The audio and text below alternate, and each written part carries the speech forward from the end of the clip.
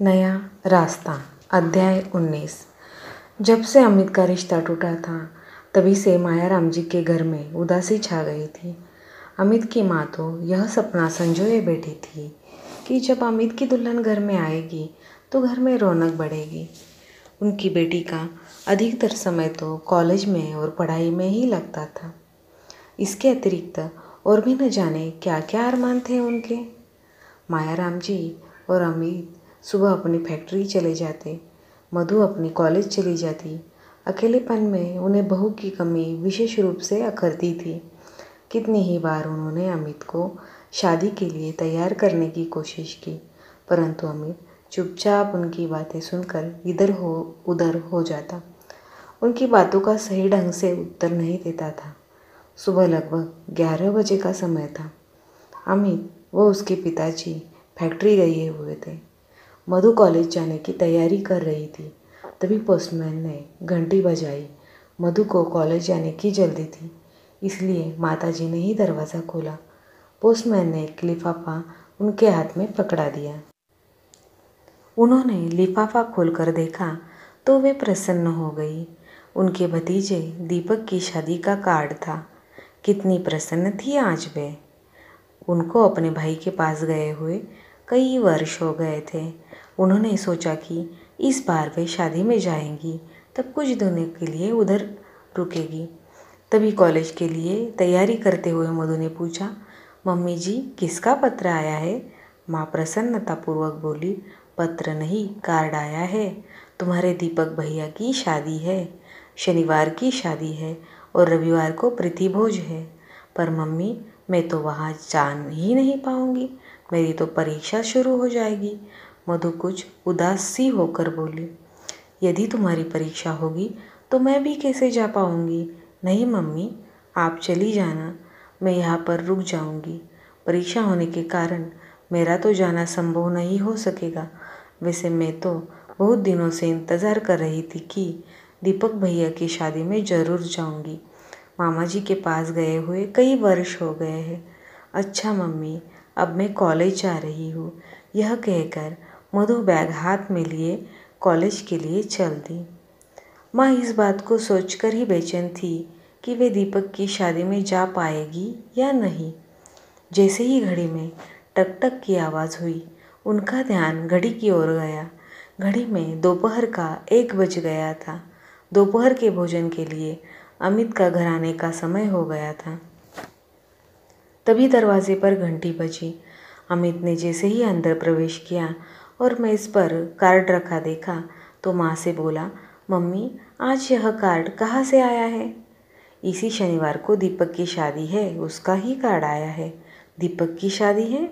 अच्छा, कब की है उसकी शादी? तू ही कार्ड पढ़कर देख लेना। अमित ने कार्ड पढ़कर मेज़ पर रख दिया। इतने में माँ रसोई घर में उसके लिए खाना लेने चली गई। अमित माँ के पीछे पीछे रसोई घर तक पहुँचा और उसने बोला, मम्मी आज बहुत तेज़ भूख लगी है। तेरा खाना लेने ही तो मैं आई हूँ बेटे, माँ ने बड़े प्यार से कहा। अमित मेज़ पर बैठा खाना खाने लगा। माँ भी उसके पास बैठ गई। बैठे बैठे वह न जाने किन विचारों में खो गई और एकटक अमित की ओर ही देखती रही। जब अमित ने महसूस किया कि माँ एकटक उसी की ओर निहारे जा रही है तो उससे रहा न गया। वह उनसे पूछे, बेटा मम्मी आप क्या देख रही है?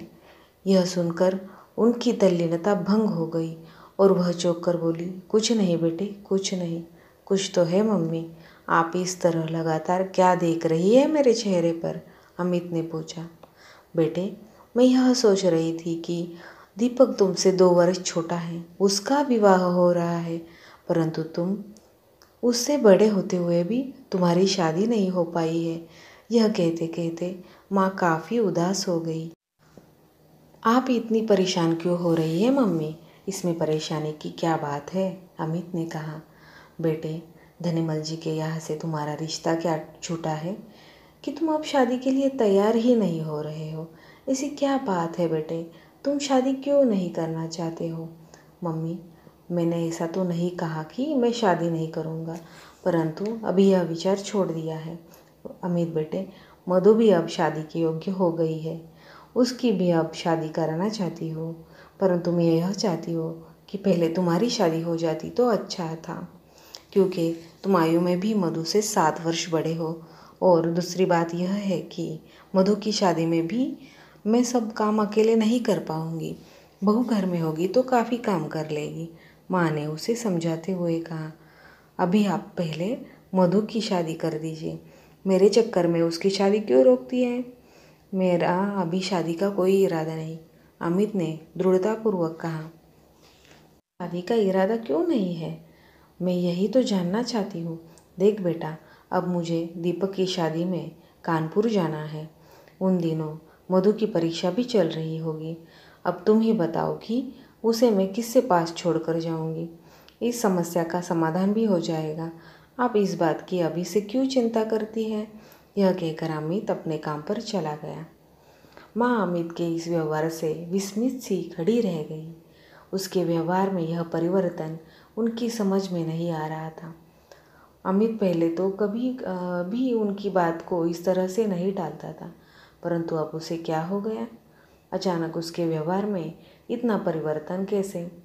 उसके इस परिवर्तित व्यवहार से उनके मन में अनेक प्रश्न उठने लगे। कहीं अमित ने शादी का विचार तो नहीं त्याग दिया?